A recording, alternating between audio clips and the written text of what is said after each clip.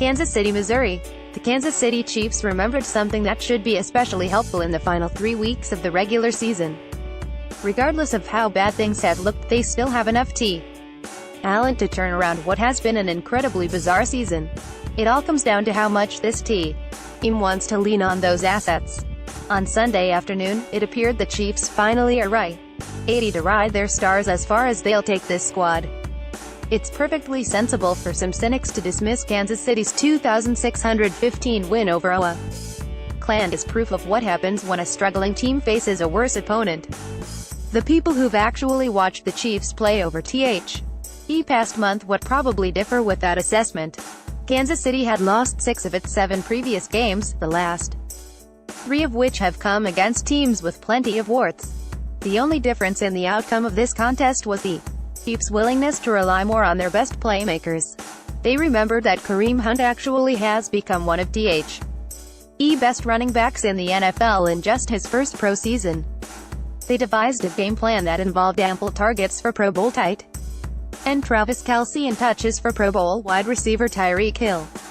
It's been more than 2 months since the Chiefs managed to effectively involve all those players in one contest. Hell, the Chiefs even thrived in the other 3 facets of the game, with a defense that kept the Raiders scoreless until the fourth quarter and a rookie kicker Harrison Butker who connected on all 4 of his field goal attempts. So this wasn't merely an opportunity for a floundering team to enjoy a much-needed victory that improved their record to 76. It was a chance for the Chiefs to rekindle memories of what they used to be when they started the season with 5 straight wins and what they might be capable of again. "It's Kansas City football," said Chiefs defensive end Chris J. Once when asked about the urgency in this team on Sunday. "That's how we play. That's how we came out playing in the first 5 games of the season. We have to get back to that.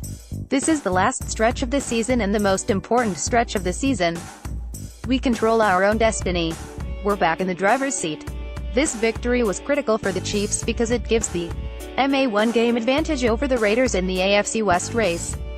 It also gives Kansas City tremendous momentum heading into its next contest, a Saturday night showdown. A Los Angeles Chargers team that is currently tied with the Chiefs for first place in the division.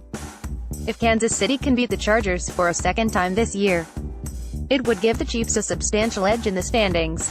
Kansas City also finishes the season with 2 games against teams that are going nowhere, a home matchup with Miami and a road trip to Denver. It's clear now that the Chiefs are approaching that final stretch with a clear purpose, especially on offense. Kelce wound up with 7 receptions for 74 yards, and it's worth noting that his 13 targets were 1 short of a season high. Head had 5 games in the last 7 weeks when had been targeted 9 or fewer times. Hill added 4 catches for 75 yards, including a 44-yard grab, while Albert Wilson contributed 5 receptions of his own for 72 yards.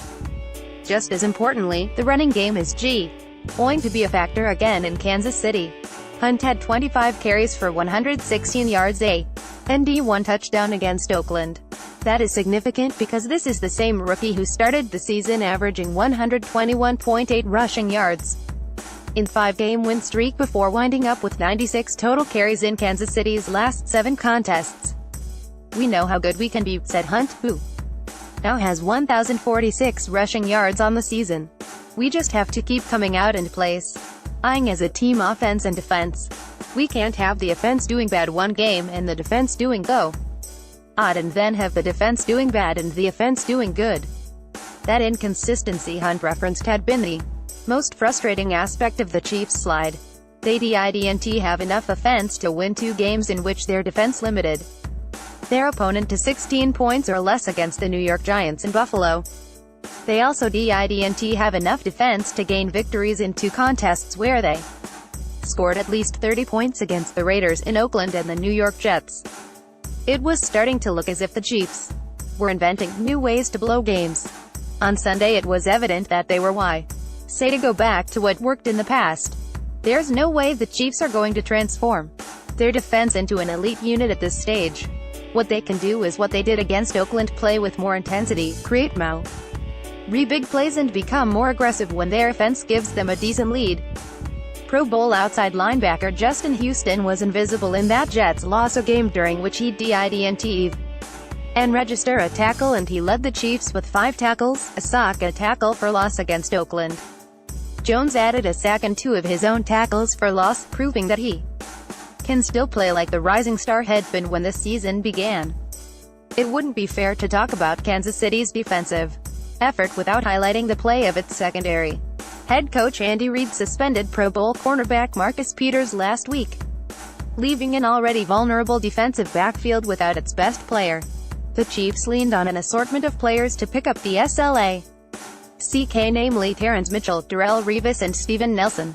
They responded by helping the Chiefs limit Raiders quarterback Derek Carr to 211 passing yards, 1 touchdown and 2 interceptions. The Raiders finished the game with 268 total yards.